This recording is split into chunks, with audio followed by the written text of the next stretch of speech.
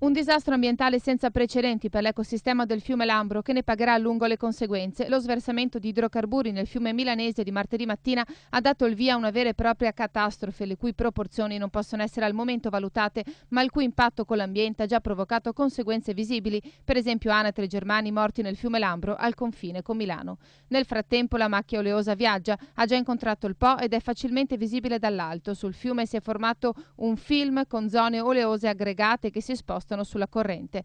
La macchia impiegherà presumibilmente tra le 50 e le 70 ore in relazione alle condizioni idrometriche degli affluenti per raggiungere il delta del Po. Si pensa all'ambiente, alla salute e all'agricoltura. Se l'inquinamento del Lambro si fosse verificato 30 giorni dopo, quando in agricoltura inizieranno le irrigazioni, si sarebbero contati milioni di danni al sistema del Made in Italy. Lo ha sottolineato oggi a Mogliano Veneto il presidente nazionale dell'Unione Consorzi di Bonifica, Massimo Gargano. Il rischio è che se non si fa e non si fa in assoluta fretta, i danni che dovremo contare sono nell'ordine di centinaia di milioni di euro, e rispetto a questi c'è anche una problematica per la salute, perché qualora non si fermi questa onda, immaginiamo cosa si possa depositare sui fondi e immaginiamo in Veneto cosa possa significare per l'itticoltura. I danni per l'agricoltura è sicuramente non avere a disposizione acqua di qualità.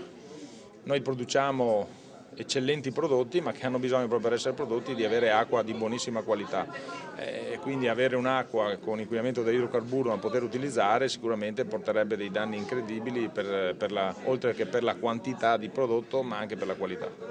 Intanto gli interventi di tecnici, protezione civile e vigili del fuoco continuano, anche se per Gargano si sarebbe potuto fare di più per limitare i danni. Azioni sostanzialmente messe in campo da vigili del fuoco e protezione civile che mi sembra debbano essere un po' rafforzate.